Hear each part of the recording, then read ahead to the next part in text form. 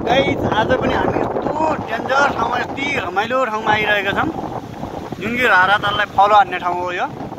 मन्जुम्याले dam भन्छ यहाँ यस्तो दामी छ कि वरिपरि डाँडा काँडा उपत्यका जस्तो छ र बिचमा चाहिँ यो ताल छ लामो छ ताल एकदमै यो डाँडाभरि मान्छे बहुत धेरै छन् यो डाँडा छ एकदमै रमाइलो छ हामी नेपाली दाजुभाइहरू रुममा उभिराखेका छन्